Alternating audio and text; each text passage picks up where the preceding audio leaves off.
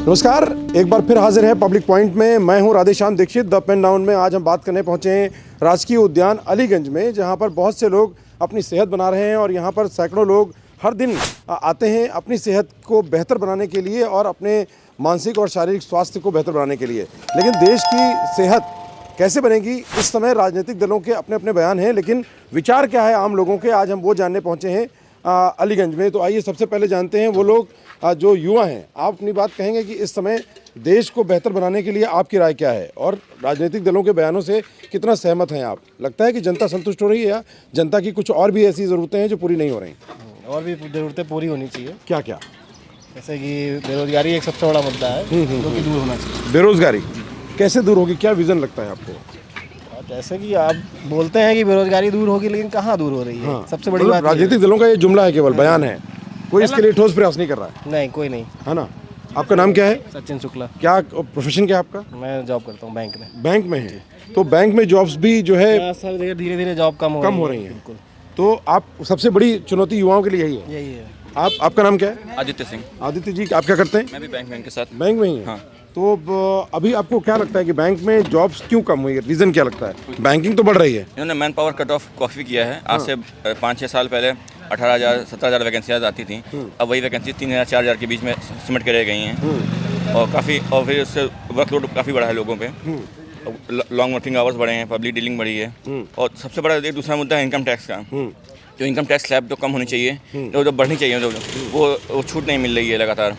वही slab maintain है और बढ़ गई है। उसमें न्यू पेंशन स्कीम में वो 7 लाख का कर दिया, उसके ऊपर कोई छूट नहीं मिलती इस टाइप से। तो अभी क्योंकि आप खुद बैंकर हैं और बैंक में है, आम लोग कह रहे हैं कि सारे बैंक मिल करके आम लोगों के ऊपर तमाम तरह के फाइन चार्जेस बढ़ाते जा रहे हैं, यहाँ तक कि अब अकाउंट में पैसा कम हो जाता है। गरीबी रेखा के नीचे लोग करोड़ों तादाद में अभी भी हैं। मिनिमम एवरेज बैलेंस इस टाइप से जो चार्जेस काटे जाते हैं वो वही टारगेट बेस्ड बैंकिंग हो गई है आजकल इस वजह से।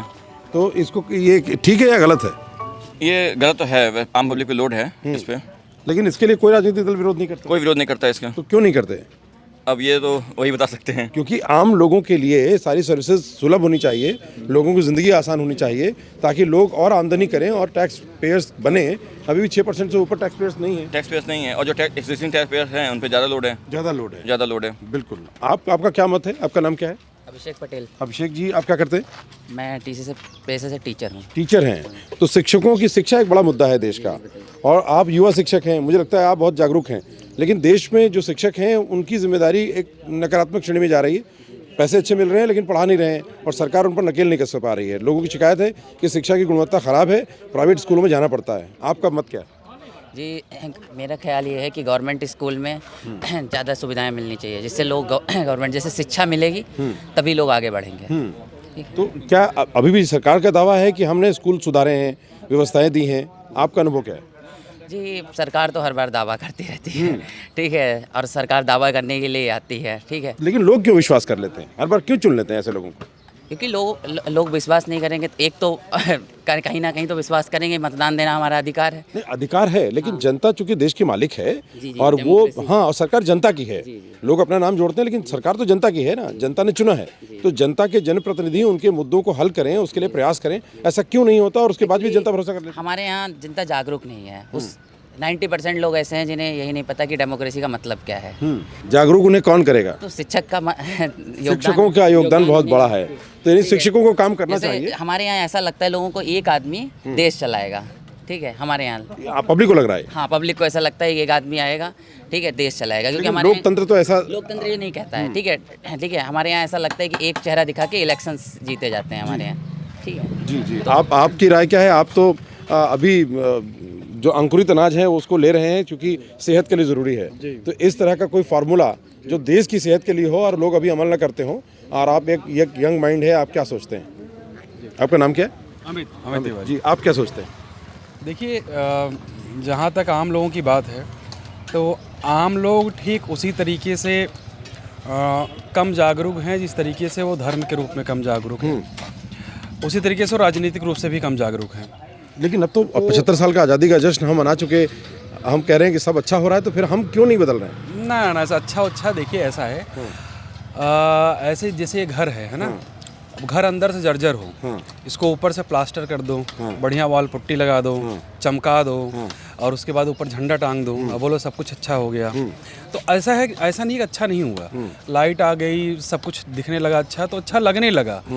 लेकिन अगर अंदर की सेहत आपकी अच्छी नहीं है, हाँ, कितना भी बढ़िया आप सूट बूट पहन लो, लेकिन पार्क में आके अगर आपने 1 घंटे वर्जिश नहीं किया तो कुछ दिन बाद आपको पता चलने लगता है कि आपके घुटने में दर्द हो गया है, हाँ? और आप अस्पताल जाना, चक्कर लगाना शुरू कर देंगे। बिल्कुल शुरू कर देंगे। तो देखिए, देश और डेमोक्रेसी की हालत वैसी ही है।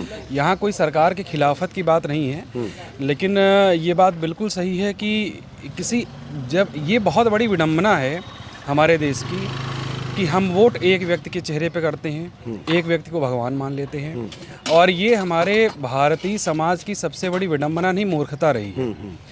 तो क्योंकि समाज इतना बड़ी मूर्खतापूर्ण हरकतें करता है और ज़्यादातर लोग उसी में हैं, तो कोई भी एक व्यक्ति आ करके, जैसे होता नहीं मदारी बंदर को नचा ले, तो मदारी बंदर को नचाता रहता है। तो ये सलीका, ये तरीका जनता क्यों नहीं सीख पाती? लोकतंत्र में जनता के हाथ में एक तरह से कमान है, लेकिन जनता ना सवाल पूछ पाती है, जनप्रतिनिधि जनता के हाथ में कोई कमान, देखिए जनता के हाथ में कोई कमान नहीं है। देखिए, आपको लगेगा कि जनता के हाथ में कमान है, लेकिन जनता कुछ न कुछ विचारधाराओं से बंधी है, और क्योंकि जनता भावुक है, भावना हमेशा एक तरीके से आप मूर्खतापूर्ण हरकत करवाती है, भावना हमेशा ऐसे निर्णय कराती है जो कि नहीं होने चाहिए।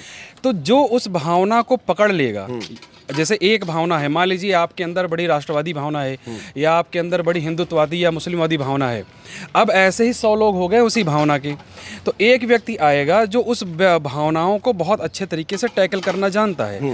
अब आप अपने अंदर हुक लगा के बैठे हैं, एक बंदा आया, उसने फंदा मारा, सबका हुक फंस गया, अब वो ऐसे ऐसे नचा रहा है चारों तरफ। ये बिल्कुल वैसी कहानी है। लोग इधर जा रहे, अब एक बंदा एक हाथ से ऐसे कर रहा है तो 100 इधर जा रहे हैं, ऐसे कर रहा है तो 100 इधर आ रहे हैं। ये बिल्कुल वैसी कहानी है कि एक शिकारी आएगा, दाना डालेगा और जाल डालेगा, फंसना मत, लेकिन हर बार लोग फंस जाते हैं। बिल्कुल। तो यानी लोकतंत्र की सेहत के लिए कुछ नहीं है, जनता सिर्फ किसी एक व्यक्ति के हाथ में दे देने का जरिया है। ठीक है, जनता से पूछते हैं, आप जनता हैं, क्या ये बात सही कह रहे हैं कि जनता ऐसी सोच रही है? क्या नाम है आपका? AP श्रीवास्तव। जी श्रीवास्तव जी। एक्चुअली मेन चीज़ होता है कनेक्ट करना। हाँ हाँ, टॉप लेवल का आदमी अगर आम जनता से कनेक्ट कर लेता है तो आम जनता तो उसके साथ ही रहेगी। लेकिन फिर सवाल आता है कि आम जनता इन सारे टॉप लेवल वाले से कनेक्ट क्यों नहीं कर पाती कि वो जनता के मुताबिक काम करे? वही कला होती है ना, जो भी भाई साहब ने बताया भावना की बात, तो वही कला होती है, और वो कला उनके अंदर बहुत अधिक भरी हुई है। अच्छा, और हम लोग को भी अच्छा ही लगता है सपोर्ट करना, क्योंकि जो लेकिन एक बात इन्होंने कहा कि आई वॉश है, कि जैसे शरीर के अंदर सेहत खराब है, ऊपर से अच्छे कपड़े पहना दें, मेकअप कर दिया तो सब सुंदर दिखने लगता है आदमी, लेकिन होता नहीं है। भाई ऐसा है कि आप सबको आजमा चुके हैं, कोई भी आपके साथ में ऐसा नहीं करेगा कि हाँ आप बहुत अच्छे हो गए या आप बहुत सही हो गए। सारी पार्टियां ऐसे ही हैं। अब उसमें आपको देखना है कि कौन आपकी बात सुनता है या आपसे कौन कनेक्ट होता है। तो जो कनेक्ट हो जाता है उसके साथ लोग चलते हैं। तो ये आपका मत बाकी है। आप ये सोचे कि सारी पार्टी हमको ये कर देगी, ये मिथ्या है। मतलब ये उम्मीद अभी थोड़ी ज्यादा हो गई। ये भ्रम है। हाँ हाँ, आपका क्या सोचना है? क्या नाम आपका?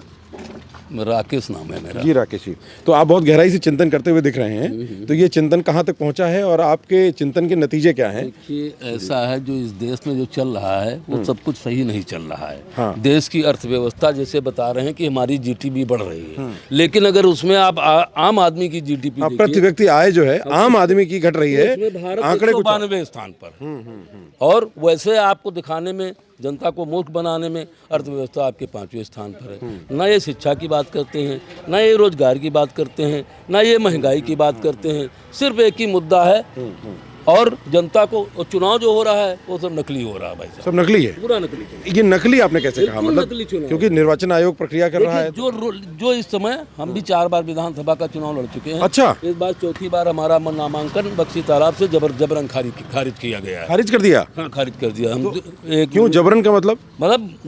कोई उसका विशेष कारण ही नहीं था। लेकिन ये तो फिर आपका अधिकार है कि आप कंप्लेंट चैलेंज कर सकते क्यों हमारे ऊपर बंद कर देंगे? उठा कैसे बंद कर देंगे? लड़ ही नहीं सकते।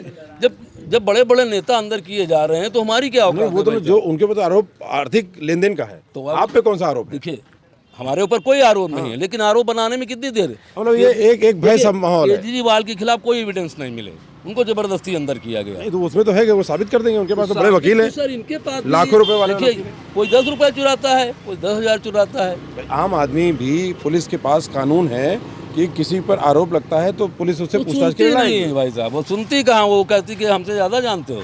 तो क्या न्यायपालिका भी अंधी है? बिल्कुल अंधी है, इस समय लगा करके नीचे से लेकर ऊपर तक सब जो है। लेकिन कहीं ऐसा तो नहीं है कि कुछ लोग इस बात का संदेश दे रहे हैं? ऐसा है नहीं भाई, कानून तो सबके लिए बराबर है ना। कानून तो बराबर है, लेकिन न्याय हो कहाँ रहा तो फिर इसका मतलब सारे लोगों को कभी पुलिस नहीं पकड़ना चाहिए?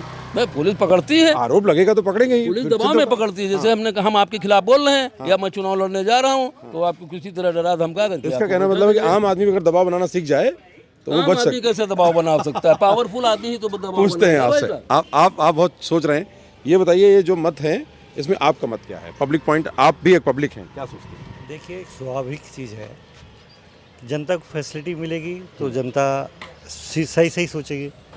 अभी सरकार का नाम है, वास्तविकता क्या है ये बहुत परे है।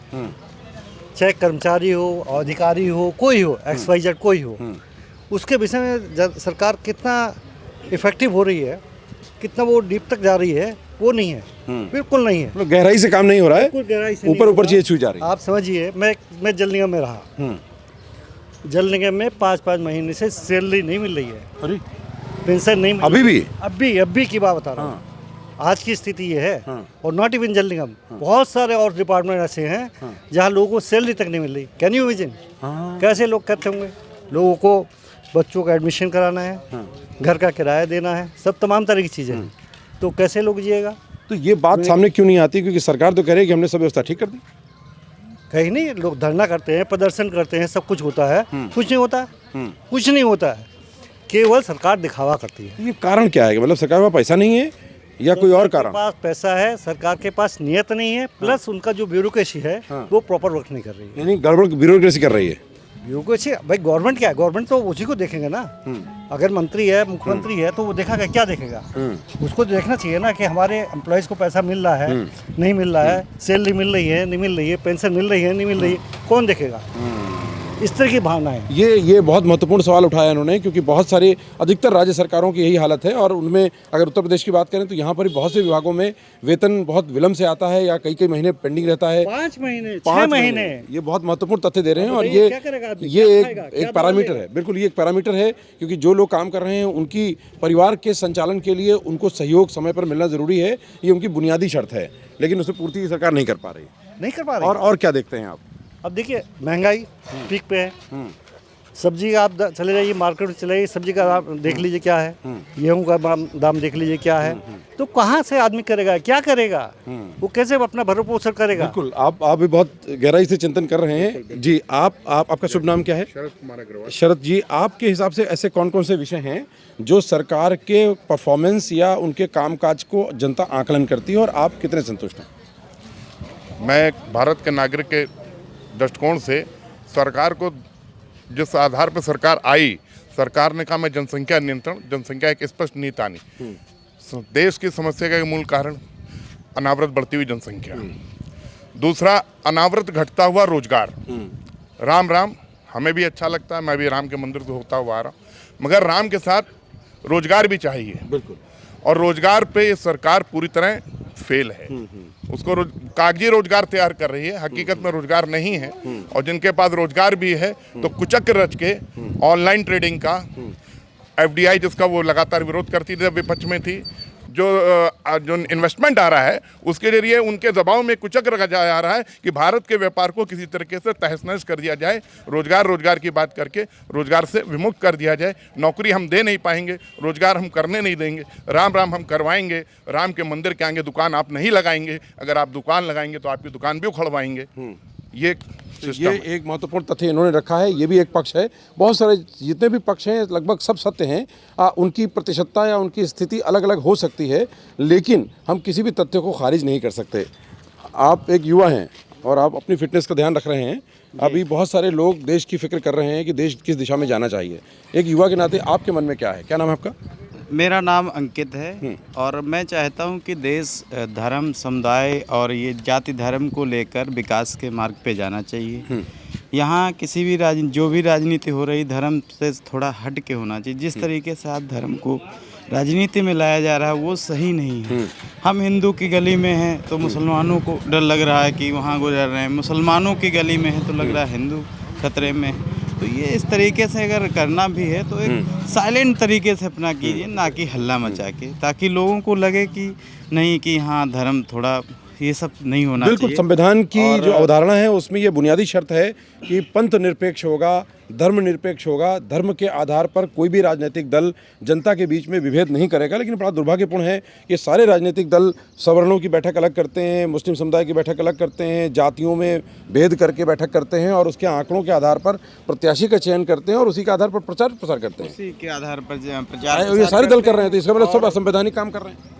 हाँ, तो ये तो लोकतंत्र को नुकसान तो ये राजनीतिक दल पहुंचा रहे हैं। हाँ, लोकतंत्र को यही राजनीतिक दल नुकसान पहुंचा रहे हैं, कहीं ना कहीं संविधान से परे जा रहे हैं ये। मतलब जो भी संस्थाएं हैं उनको एक ईमानदारी पूर्वक काम करना चाहिए और किसी का चेहरा और धर्म और जाति और पार्टी देखकर काम नहीं करना चाहिए। मान लो किसी भी पार्टी से अगर भ्रष्ट है तो उसको भ्रष्ट ही माना जाए, ये नहीं कि उसको जानबूझ के फंसाया जा रहा है या इस तरीके से। ये काम नहीं करना चाहिए किसी भी जिम्मेदार पद पे बैठे लोगों से, मेरी अपील है। बिल्कुल। और थोड़ा रोजगार के मामले में भी ये है कि जैसे अभी पुलिस भर्ती हुई, इसमें 60,000 लोगों ने दिया।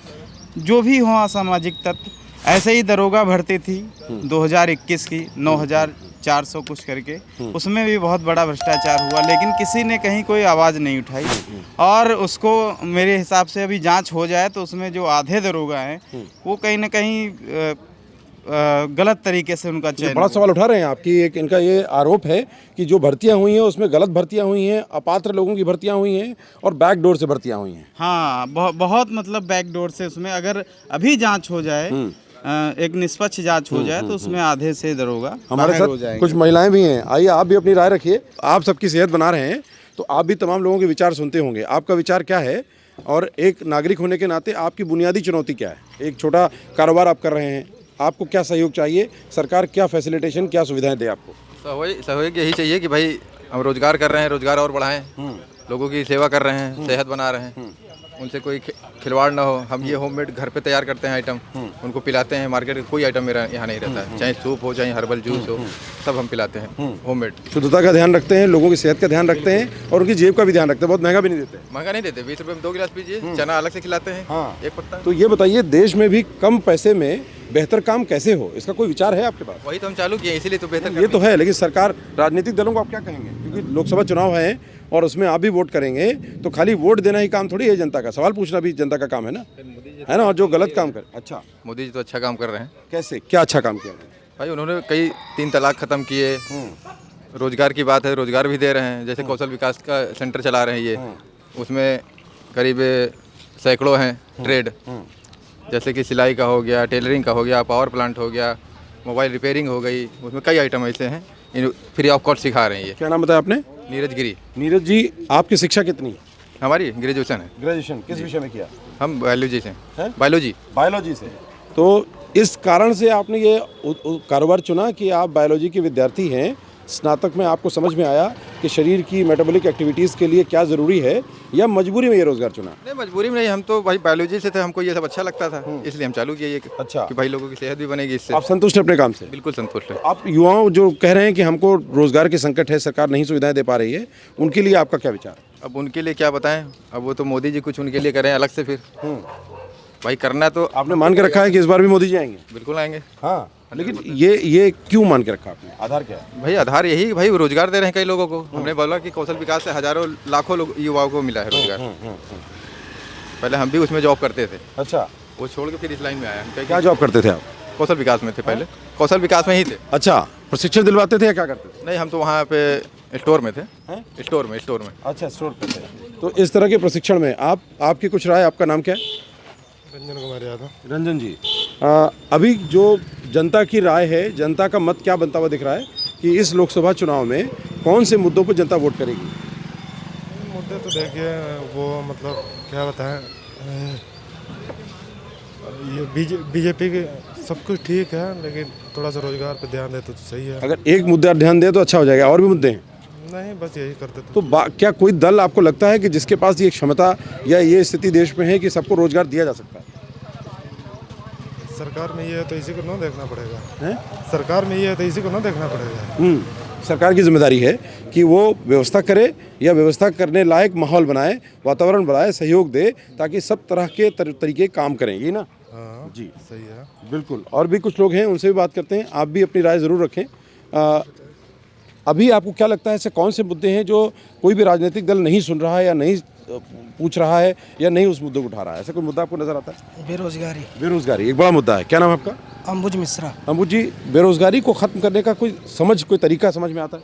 तरीका ऐसा है कि जो युवा हैं उनको क्वालिटी एजुकेशन नहीं मिल रहा है। मतलब पहली बुनियादी समस्या यही है कि जब क्वालिटी एजुकेशन नहीं होगी तो स्किल नहीं होगी, स्किल नहीं होगी तो एम्प्लॉयबिलिटी नहीं होगी। उनको ये पता नहीं है कि ये शिक्षा हमको कहाँ तक ले जाएगी, बस शिक्षित होना है बस। तो इसके लिए तो सभी गुनहगार हैं। हाँ है, बिल्कुल ना। तो ये गुनाह समाप्त कैसे होगा? ये पॉलिटिकल पार्टी जब चाहेंगी तभी ये समस्या। तो यही तो मौका है कि जनता जो चाह उनकी पैदा करे, तो ये सवाल उठाए, लोगों की ये बात जाए। वोट देते वक्त जनता बहुत सारी चीज़ों को इग्नोर करती है। वोट देने के बाद ये सोचती है कि ये होना चाहिए। ओहो, बात समझिए। तो 5 साल तक प्रतीक्षा करती है। हाँ, वो 5 साल तक वो अपना कमी निकालेगी कि ये नहीं हुआ, वो नहीं हुआ। फिर उसके बाद चुनाव आएगा और वो वोट दे देगी। सब अपने बधे हुए हैं जिनको। आप भी एक जनता हैं, ऐसा क्यों करते हैं? क्या मतलब 5 साल बाद तक प्रतीक्षा करते रहते हैं और 5 साल बाद फिर वोट दे देते हैं। आपके मुद्दे पर वो प्रत्याशी सुनता है, नहीं सुनता है, या उसको कहा जा पाता है, नहीं कहा जा पाता? ऐसी जनता क्यों करती? देखिए, जनता क्या करे। जनता जैसे बहुत पहले की बात है कि कार्नवालिस से एक गवर्नर जनरल आया था, तो उसने कहा था कि हिंदुस्तान का प्रत्येक व्यक्ति भ्रष्ट है। हाँ जी, उन्होंने कहा था। तो वो प्रभाव दिखता है कि जैसे जनता को खुद नहीं पता है कि हमारा क्या उद्देश्य है या हमारा क्या उत्तरदायित्व है, तो उसको पता ही नहीं होता है कि हमको करना क्या है। अगर वो ये जान जाए तो ये समस्या दूर हो सकती है। लेकिन हमने देखा कि प्रधानमंत्री की रैलियों में प्रधानमंत्री पूछते हैं क्या भ्रष्टाचार मिटाना चाहिए, तो सारे लोग एक सुर से हाथ उठाते हैं, हाँ भ्रष्टाचार मिटाना चाहिए। मिटाना तो जैसे हम आप भ्रष्ट है ना। हाँ। बात यह है कि प्रत्येक व्यक्ति भ्रष्ट है, उसमें कोई ऐसा नहीं, उसको मौका नहीं मिला। बस अगर मौका मिल जाए तो वो भ्रष्टता करेगा। ये तो बड़ी खतरनाक स्थिति है फिर। हाँ, खतरनाक तो है ही, लेकिन अब ये है कि ईमानदारी नहीं है ना हमारे अंदर। तो ये कैसे आएगी? मतलब इसका तरीका तो लाना तो पड़ेगा। ईमानदारी का एक तरीका हो सकता है कि अगर वो उसको शिक्षित कर दिया जाए तो कुछ ईमानदारी आ जाएगी। तो सब डिग्री वाली शिक्षा है, असली शिक्षा तो दिक्कत है ना। शिक्षा तो मिल नहीं रही, सही बात ये है। शिक्षा जो वास्तविक शिक्षा होनी चाहिए वो मिल ही नहीं रही। जो जिस शिक्षा से हमको संस्कार मिलता है या हमको नौकरी मिलती है, हमारा आज का जो मानसिक स्तर है वो ये हो गया है कि हमको नौकरी चाहिए। सब नौकर बनने के लिए होड़ में है। हाँ, तो उसमें लेकिन उनको ये नहीं पता है कि नौकरी एक शिक्षा का 1000वां हिस्सा है। शिक्षा का उद्देश्य कुछ और है। उस उद्देश्य से शिक्षा दी नहीं जाती है और ना ही उसको नौकरी लायक बनाया जाता है। शिक्षा का एक दूसरा स्तर हो गया है। तो सबसे पहली चीज़ तो सरकार को ये करना चाहिए कि शिक्षा का जो लेवल है उसको ठीक करे। आप देखते होंगे कि जैसे प्राइमरी स्कूल चल रहे हैं और मॉन्टेसरी स्कूल चल रहे हैं। प्राइमरी में बहुत सारी सुविधाएं सरकार दे रखी है, लेकिन वही सरकार जो हम बात कर रहे हैं, मैं अपने बच्चे को प्राइमरी में नहीं भेजता हूँ। क्यों नहीं भेजता हूँ? तो जबकि हाई कोर्ट का ऑर्डर है कि सरकारी अधिकारियों को भी अपने बच्चों को भेजना चाहिए। जो नियम बनाया है, जिस व्यक्ति ने नियम बनाया है, जिन लोगों ने नियम बनाया है, वो खुद अपने बच्चे को क्यों नहीं प्राइमरी भेजता है? उनकी नीयत में खोट है, उनका ज़्यादा कुछ। इसका मतलब क्या है? दैट इज कॉल्ड भ्रष्टता। हाँ बिल्कुल। और ये पार्शियलिटी है, संवैधानिक व्यवस्था में भेद है। That is called corruption. ठीक, इसी को करप्शन कहते हैं ना, कि हमने जो नियम बनाया अपने नियम का ही पालन हमने तोड़ दिया। तो ये जितने भी नौकरशाह हैं उनके लिए ज़रूरी ताकीद है कि ये उन पर आरोप आता है, क्योंकि ये पॉलिसीज़ को इम्प्लीमेंट करने का उनका काम है। और जो नीति नियंता है, यानी जितने भी वास्तविकता यही है कि वो एग्जीक्यूट ही नहीं सही करते। जैसे मान लीजिए हमने नियम बनाया तो हम उसी नियम का ही नहीं पालन कर रहे हैं, तो जनता कैसे करेगी? बिल्कुल, आदर्श स्थापित करना पड़ेगा। आपने बहुत बुनियादी बात रखी है और जनता को बुनियादी बातों को उठाना होगा। और सरकार से आप एक बात और सुन लीजिए मेरी, कि जैसे जनता क्या करती है कि जनता का काम ये है कि वो वोट दे करके बगल हो जाए। ठीक, वो अपना उद्देश्य ही नहीं समझ पाई।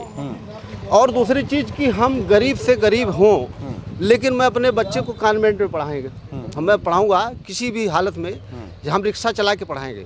हमारा ये मानसिक लेवल खराब हो चुका है। हाँ, और इसी कारण से लोग एक भेड़ चाल में हैं। और दूसरी बात कि भारत को, हिंदुस्तान को भेड़िया धसान कहा भी जाता है ना, और उसका मेन कारण है शिक्षा। अब आप खुद सोच सकते हैं कि जिसे हम प्राइमरी में नहीं पढ़ाएंगे, क्यों नहीं पढ़ाएंगे भाई आप? और इसीलिए स्कूलों की गुणवत्ता सरकार इतना खर्च करती है, मतलब उसकी गुणवत्ता उनको पता है। सरकार को इसका मतलब उसकी गुणवत्ता और उन्हीं की जिम्मेदारी है ठीक कराना। हाँ, वो जिम्मेदारी असल में क्या है ना कि देखिए होता क्या है कि आपके नेतागिरी, अधिकारी, व्यापारी, ये तीनों का एक सिस्टम चलता है कंट्री में, सब कुछ यही चलाते हैं। हमारा काम क्या है? वोट देना, और वोट देने के बाद सोचना। बात समझिए, तो परेशान रहना। हाँ, अभी 2024 का जो इलेक्शन है वो पूरा सेट है, वो पूरा सेट है। तो काफी कचड़े मोदी जी ने खत्म किए हैं, तो सेट है, अभी ऐसे चलेगा, एक ट्रेंड चलता है। फिर उसके बाद सब जगेंगे, तब उस पर जाएंगे। अभी लोगों को, हम लोगों को जैसे लगता है राम मंदिर क्लियर होना चाहिए, 3 तलाक क्लियर होना चाहिए, 370 क्लियर, अभी इस पर चल रहा है। ठीक है, कारण क्या है कि यहाँ पर अधिकार, जो हमारे कंट्री में एक वर्ग ऐसा है, उनको अधिकार चाहिए। बहुत छोटे तबके बचे हैं जिनको कर्तव्य अपना सोचता है। हाँ, संवैधानिक कर्तव्यों की बात आप कर रहे हैं कि जो संवैधानिक कर्तव्य है। संविधान क्या भाई? संविधान क्या? रामायण, हम कहे रामायण में कुछ लिखा है, उसको पालन करने से होगा मेरे भाई। ठीक बात है, ठीक बात है। संविधान हमको संविधान आज क्या हो रहा है? संविधान बचाओ, कुछ नहीं गया है। और न इतनी जनता है हमारे यहाँ, न कभी कुछ होगा। इतना तो हम लोग कर ही देंगे, चाहे कुछ करे चाहे न करे। न संविधान खतरे में था, न है, न रहेगा। और आपको बता दें, जो ट्रेंड चल रहा है, मैं बोल रहा हूँ कि मेरी एक दुकान, आपकी एक दुकान है, हमारे पास भी वही मटेरियल, आपके पास भी, जो अच्छा बेच ले जाए वही राजनीति। यानी ये बेचने की कला है, तो राजनीति बेचने की कला है, लेकिन संविधान सुधारने का आधार है। और लोग जी सरकार का मात्र एक उद्देश्य है वोट बैंक की राजनीति करना, और ये बंद होना चाहिए। बुनियादी मुद्दों पर होना चाहिए काम। कोई इससे मतलब नहीं है कि हमको किस प्रकार से वोट मिल रहा है। उसका ये मतलब है कि हमको वोट मिले ये न प्रकार ऋण, चाहे वो धार्मिक मुद्दा हो, चाहे आर्थिक मुद्दा हो, चाहे संवैधानिक मुद्दा हो, चाहे सीमा पार मुद्दा हो, किसी मुद्दे को उठा करके सरकार केवल और केवल अपने वोट बैंक की राजनीति करना चाहती है। मैं केवल हर दल ये कर रहा है, हर दल ये कर रहा है। एक चीज बताएं, पॉलिटिकल पार्टी है और वो वोट की चिंता नहीं करेगी। गुरुजी आप क्या बात कर रहे हैं? पॉलिटिकल पार्टी, उनको वोट चाहिए भाई। मतलब सरकार में आएंगे, होता क्या है, हमें 10 काम करने हैं, 4 में ही मुझे वोट मिल जा रहा है, तो 4 आगे करेंगे। हाँ, अभी ये चर्चा हुई कि भारत रत्न मिला कर्पूरी ठाकुर को, तो उनकी पुरानी सरकार की चर्चा हुई कि वो बहुत ईमानदार थे, लेकिन उनके मंत्रिमंडल में कई भ्रष्ट थे। तो उन्होंने भी कहा कि भाई सरकार बचेगी तभी तो हम आगे चलेंगे, यानी बाध्यता है ये। देखिए ऐसा है, कोई बाध्यता नहीं है। अच्छे लोग जो, जिन्होंने भारत का निर्माण किया, जिन्होंने मेहनत पसीना लगाया, जिन्होंने त्याग किया, उनको चाहे जो दे दे, चाहे जब दे दे, उसका स्वागत। ठीक बात है, बहुत बहुत धन्यवाद हमसे बात करने के लिए। और भी कुछ लोग हैं, आइए आपसे बात करते हैं। आप भी बताएं आपकी राय क्या है देश की सेहत के बारे में, आप क्या सोचते हैं? अभी तो आपको पता चल गया, एक सूत्र तो अपनी सेहत बना ले रहे हैं, लेकिन देश की सेहत कैसे बनेगी आम जनता के तौर पर आप क्या सोचते हैं? जी, बस मोदी आ रहे हैं, बस इससे समाधान हो जाएगा इससे? बिल्कुल बिल्कुल बिल्कुल बिल्कुल बिल्कुल। लेकिन ये बहुत हल्कापन नहीं लगता है कि एक व्यक्ति के भरोसे हम पूरे देश को बदल सकते हैं? बिल्कुल बदल सकते हैं, एक व्यक्ति ही बदल सकता है। ठीक है, इसीलिए प्रधानमंत्री चुनते हैं कि वो ही बदल सकता है। तो लोकतंत्र में जनता की जिम्मेदारी है कि वो जवाबदेही सुनिश्चित करे। सारे जितने जनप्रतिनिधि हैं उनसे सवाल पूछे, विधायक अपना काम करे, पार्षद अपना काम करे, सांसद अपना काम करे, मंत्री अपना काम करे, अधिकारी अपना काम करे। जो भी कहते हैं पावर की जो डिसेंट्रलाइजेशन होती है वो ऊपर से होती है।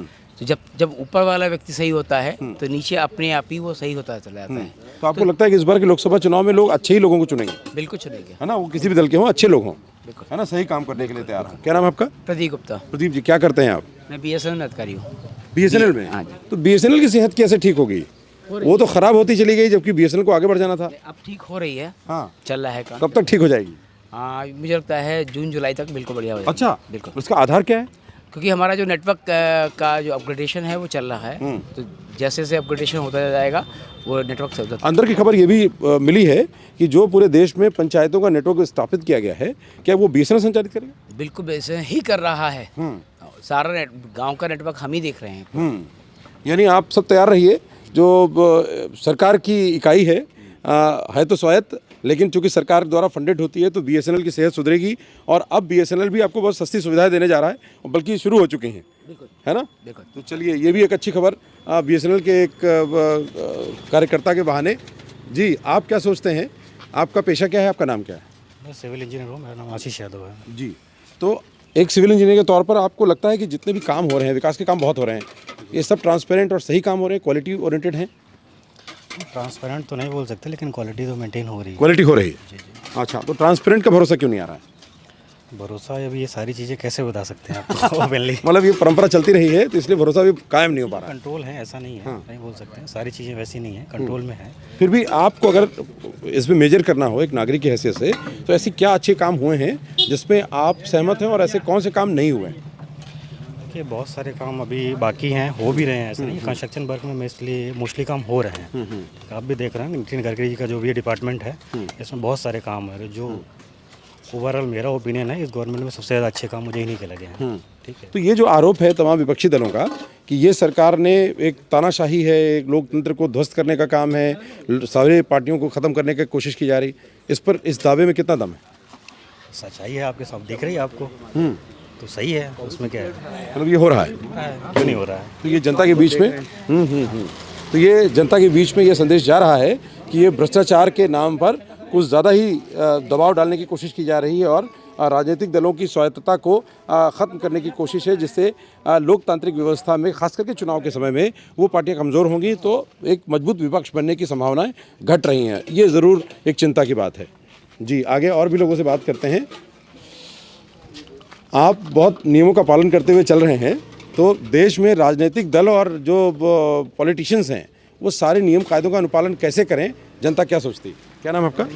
राघवेंद्र प्रताप सिंह है नाम। जी राघवेंद्र जी, क्या सोचती है जनता? कोई कमेंट नहीं करना चाहता सर। फिर भी कोई विचार एक नागरिक की हैसियत से, क्योंकि वोट तो आप देंगे, मुद्दे क्या हैं आपके? वोट तो हमारा, हम देंगे आपको। फिर भी मुद्दे क्या हैं आपके? भ्रष्टाचार खत्म हो जाए बस। भ्रष्टाचार खत्म होगा तो भ्रष्टाचार, अभी कुछ साथी ये कह रहे हैं कि देश में नागरिक ही भ्रष्ट हो गए हैं, अपने अपने काम बनाने के लिए पीछे से पैसे देते हैं, तो यानी भ्रष्टाचार का पोषण तो बहुत बड़ी तादाद में नागरिक कर रहे हैं। अगर हम ही लोग बैठे हैं, इसको कैसे ठीक किया जाए? मतलब जनता कैसे शामिल होगी? क्राइम कभी खत्म नहीं होगा सर। हाँ। कभी नहीं खत्म होगा। वो चलता रहेगा, ऐसे निरंतर चलता रहेगा।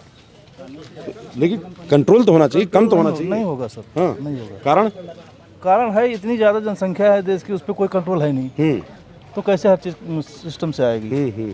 सिस्टम, अगर कोई चीज सिस्टम बने, पहले जनसंख्या नियंत्रण हो, तभी कोई सिस्टम बन सकता है। तो आपसे भी पूछते हैं, आप एक सीनियर सिटीजन हैं जी, और आप निश्चित रूप से बहुत बेबाकी से आप समझ रखते हैं, तो आप क्या कहना चाहेंगे? देश की सेहत ठीक बन रही है या कुछ खतरे हैं? हमें इस देश में ईमानदार सरकार चाहिए, वो मोदी हो चाहे लालू यादव हो। तो लालू यादव को तो लोग कहते हैं करप्शन का उन्होंने आधार बनाया। वो खुद तो नहीं कहते ना खुद को। अच्छा, तो ये व्यक्ति जो ईमानदार देशभक्त नेता होगा, उसमें किसी का नाम नहीं ले रहा हूँ, जो ईमानदार देशभक्त नेता होगा, जो गरीब तबके को अंतिम पंक्ति में खड़ा हुआ व्यक्ति है उसके लिए सोचेगा, और जो निष्कपट होगा, जो जोड़ने में विश्वास नहीं करता धन दौलत, जो हिंदुस्तान की जनता को जोड़ने में विश्वास करे, ऐसी सरकार को वोट दें। आपका नाम क्या है? मेरा नाम MC पांडे। पांडे जी, कहाँ से सेवानिवृत्त हुए आप?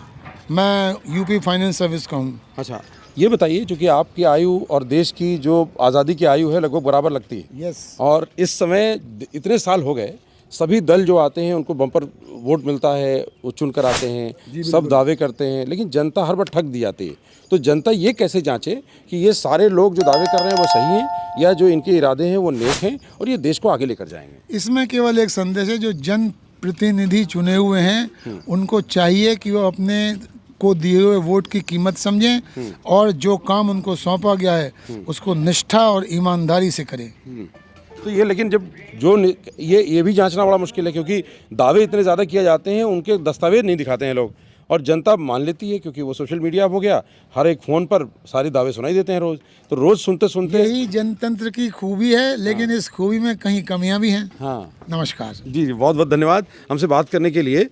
एक परिवार देखिए इधर अपनी सेहत के साथ पूरे आप लोग निकले हैं, ये बहुत अच्छी बात है। आपका नाम क्या है और आपका विचार क्या है? इस बार आप वोट देने से पहले क्या मुद्दे लेकर जा रही हैं, क्या सोच रही हैं? मेरा नाम नेहा है, और मैं इस बार वोटिंग में सोची हूँ कि जहाँ जो भी बने वो ईमानदार बने और भारत के लिए जो काम करें सब। आपके हिसाब से इस समय कौन से राजनीतिक लोग हैं या दल हैं जो ईमानदार हैं? देखिए, अभी कुछ नहीं कह सकते हैं, जो लेकिन अभी गवर्नमेंट है वो भी अच्छा काम कर रही है, तो अब देखिए आगे क्या। आपका क्या विचार है? क्या नाम है आपका? कमल। कमल जी, बताइए क्या विचार है? वही है, सभी अपने स्वार्थ के लिए काम कर रहे हैं। सभी स्वार्थी हैं। सभी देखिए, जो भी सुन रहे हैं वो सारे राजनीतिक लोग समझ लें कि आपके बारे में जो आम राय है लोगों की, वो सबको पता है कि आप सब स्वार्थी हैं। वो ये राय बनी क्यों? मतलब बहुत कम ऐसे होता है जो कि मतलब जो देश के लिए करना है या कुछ करना है या मतलब करना, अधिकतर आज की डेट में सब अपना परिवार, सब अपने रिश्तेदार नाते, इन्हीं सब के लिए काम करना है सबका। तो यानी ये जो है, ये गंभीर चिंता है जनता के बीच में कि परिवार का पोषण करना, परिवार के नाम पर लोकतंत्र की रक्षा की दुहाई देना, ये गलत है। और लोकतांत्रिक व्यवस्था के साथ काम करके देश के विकास में अपना योगदान करें। कुछ सीनियर सिटीजन्स और हैं, आपसे भी जानते हैं। क्या नाम है आपका? विनोद खत्री। विनोद जी, आप क्या सोचते हैं और आपका मुद्दा इस बार क्या होगा? एक सीनियर सिटीजन होने के नाते आप किन मुद्दों पर इस बार वोट करेंगे? इधर आ जाएं। हाँ। ये तो बड़ा टिपिकल क्वेश्चन है। ये तो सबसे सवाल आसान है क्योंकि सबको वोट करना है। वोट से पहले प्रश्न आता ही है कि मैं क्यों वोट करूं। इसलिए कि यहाँ तो सोसाइटी जो है बिल्कुल डिवाइडेड है। सोसाइटी क्यों डिवाइड हो गई? अब ये पॉलिटिशियन का गेम है, उसमें और कोई खास बात तो है नहीं। आप डिवाइडेड हैं या आप तटस्थ हैं? नहीं साहब, हम तो डिवाइडेड हैं। आप भी डिवाइडेड हैं? बिल्कुल। तो आप किधर डिवाइडेड हैं? हम बीजेपी की तरफ। अच्छा, कारण? मतलब आरोप है विपक्षी दलों का कि ये देश में जो विभाजन है वो सब दारोमदार बीजेपी का और खासकर मोदी का। ये तो कितना गलत है ये बात कहना। कुछ विभाजन तो हो चुका है 47 में ही। तो वो नया मुद्दा तो है, वहाँ हो रहा है, वहाँ की पॉपुलेशन घट रही है। जो उसको भी आप कहते हैं पॉलिटिकल, बहुत डीप उसमें नहीं जाने की कोशिश करना है, हो तो रहा ही है। अब उन्होंने उसको मुद्दा बना दिया। वो साइलेंट करते थे। ओबीसी अभी भी कहता है कि हमारा कोई नहीं है, सब हमको वोट के लिए क्या बनाते हैं। ये ओबीसी का, अगर आप थोड़ा सा पत्रकार हैं तो नेचुरली ये बात जानते होंगे कि उनके भी माइंड में सेटअप तो है ही है कि हमें क्या बनाया जा रहा है। तो डिवीजन तो 47 में ही हो चुका है। डिवाइडेड थे नहीं, अपेरेंटली तो बवाल करते थे, होता रहता था, मतलब एक दूसरे का मिसयूज करते थे। अब बिल्कुल क्लियर कट फंडा हो गया।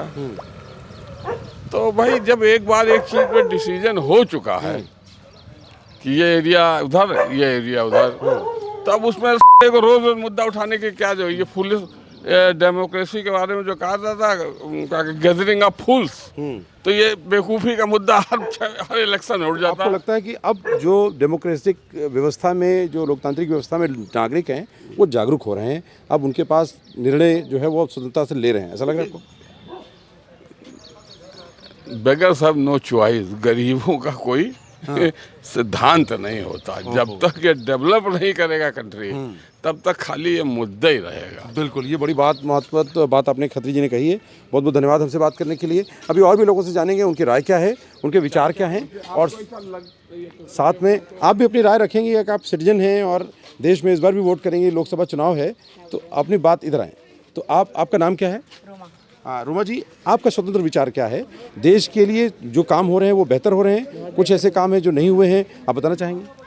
देश के लिए मोदी सरकार की बात कर रहे हैं ना, मोदी सरकार तो बहुत अच्छी, हम बहुत पूरे समर्थन में हैं उसकी। उन्होंने बहुत अच्छी की, 370 किया, राम मंदिर बनवाया, बहुत कुछ किया।